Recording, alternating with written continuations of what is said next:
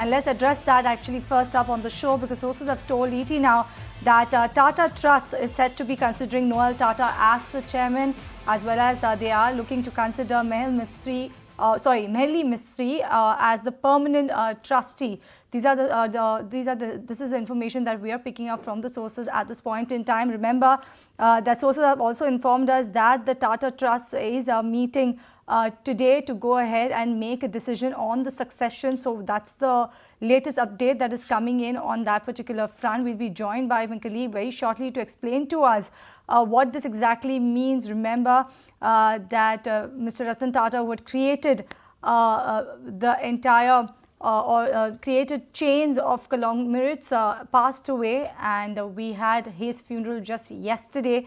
And today, at the time of his death, he was the chair for Tata Trust, which actually owns about 66% of closely held Tata Sons Private and effectively controls the group's largest listed entities. Now, post his demise, the question arises, who next? And I believe the Tata Trust is meeting this evening or today to actually consider the succession plan. In fact, Anurag Joshi is here with all the details. Anurag, what are you picking up from your sources?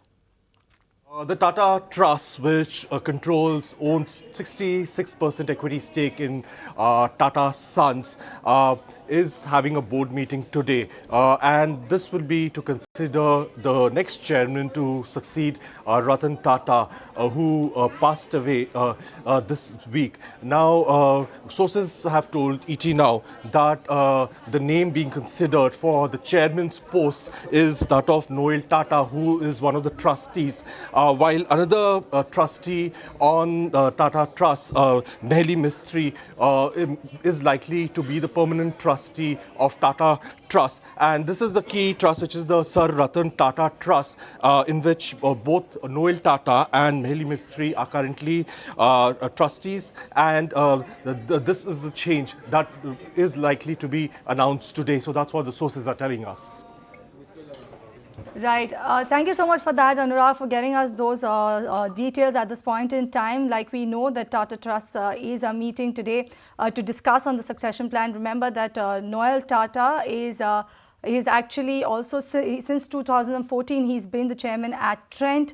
But we have Mr. Sailesh Haribhakti joining us on the show right now to understand and explain to us what this would mean. And Mr. Haribhakti, we know this is the next leg of protocol. The Tata Trust board is meeting to decide on who would be the next chairman, and what we're picking from sources that it could likely be Noel Tata. My own information and my wish and my prayer is that Noel is nominated as the next chairman of the Tata Trusts. I think he is fully deserving of it. He has shown an absolutely exemplary conduct. The way he appears in meetings, the attention that he gives, the freedom that he gives, the manner in which he conducts himself, and the way he respects people around him is just so exceptional that I think he would be an absolutely fantastic leader. So nice to have you on ET. Thank you for joining us. Can you explain it to our viewers that why the nomination of Tata Trust is crucial and what kind of executive powers the trust enjoys? So the way the trust has been set up is not to exercise any executive powers, but to make sure that leadership transition happens in a seamless manner. And it is important that once a person is chosen as a leader, then the boards of the various large companies naturally would like to see that leader as being part of their boards and therefore taking leadership roles there, which is how it used to happen at the time when Ratan was active, and God bless him and may his soul rest in peace. But that's how the whole thing happened. And the idea is to make smooth transition of leadership. And I think it's a very effective way in which the trusts have been set up. and the way that the succession will happen. My own belief is that Noel Tata is the heir apparent. Do you think this could be a decision if Mr. Noel Tata becomes the chairman of the trust? Do you think this could be a decision of the trust, or this could be part of Mr. Ratan Tata's will? I have no real knowledge as to whether he had a will or not. I have no access to that information. Therefore, I don't know. But whether it is by his will or it is by the collective wisdom of the people who are in the decision-making position, I feel the outcome will not be much different. Also, bring our viewers, sir, with up to speed with what role the trust has played in the past, and what is the importance of trust when it comes to taking large decisions, large business decisions. See, it's a very subtle play of power. The person who drives the trust has the ultimate power. And in situations where there is extreme cultural or any other big issue that needs to be protected, the person who has command and control over the trust calls the shots. And that is why today's succession decision will be very, very, very important. So it's like the lender of last resort. It is the Reserve Bank of India equivalent in terms of power dynamics. A follow-up question to that be that in terms of a style, in terms of an approach, in terms of value and vision, do you think it is going to be just a simple passing of the baton from Mr. Ratan Tata to Mr. Noel Tata, or there could be widespread changes? Because the chairman, in a sense, will have the vision to decide which way the functioning of the trust would do and how they would influence the executive decision making for Tata Sons.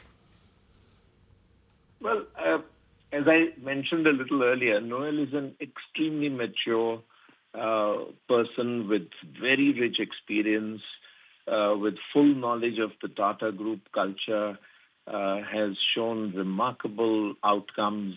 Trent is an exceptional company, which has, as you know, just entered the main index, very deservedly so.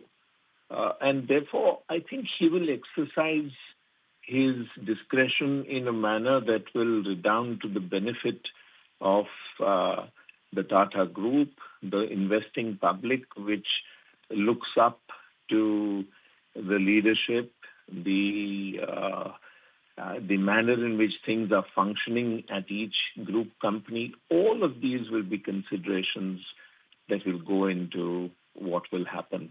I don't see any dramatically large changes or disruptive changes happening. I think it will be a smooth transition.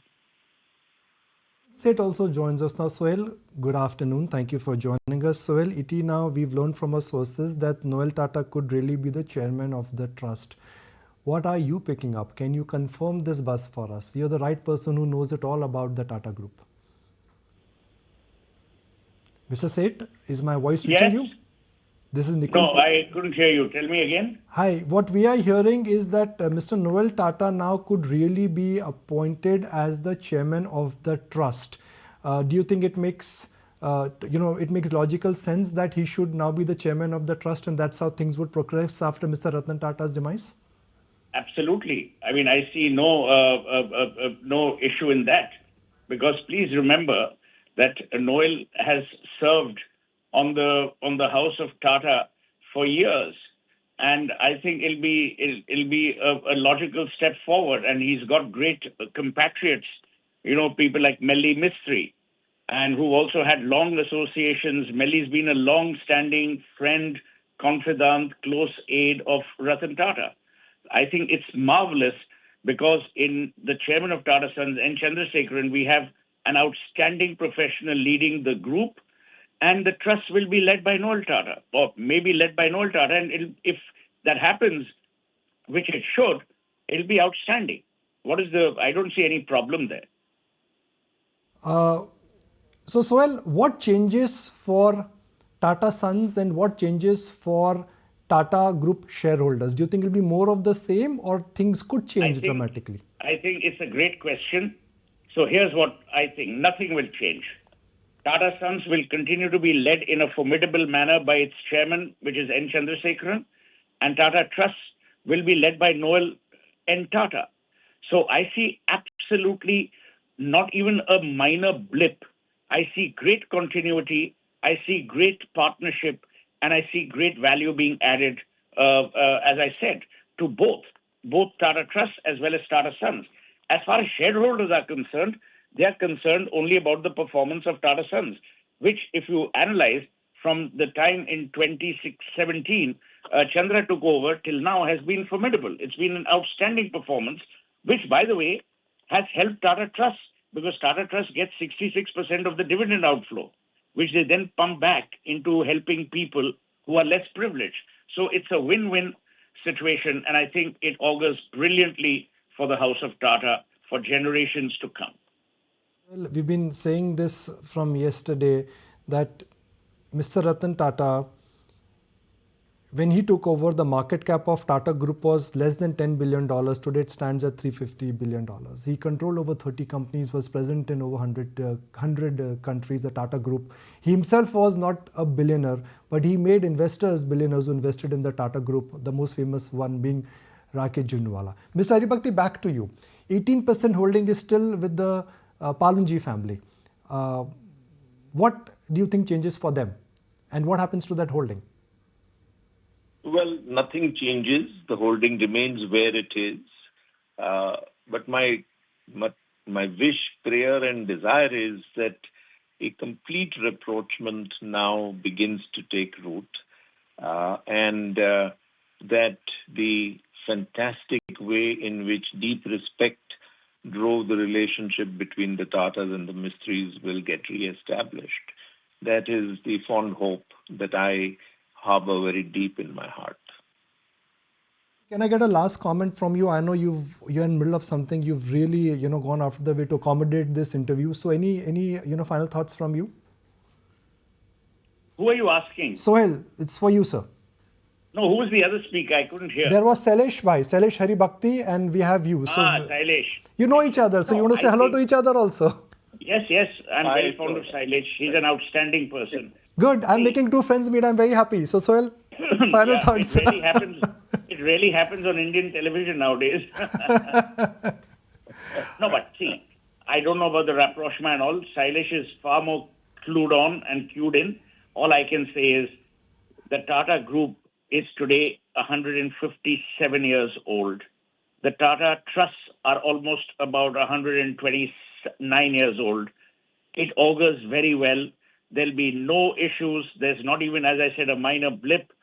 I have great hope that the House of Tata, both through Tata Trusts and Tata Sons, will continue to serve their shareholders, will continue to serve India and all those global markets that they are therein, and most importantly, will continue to serve humanity.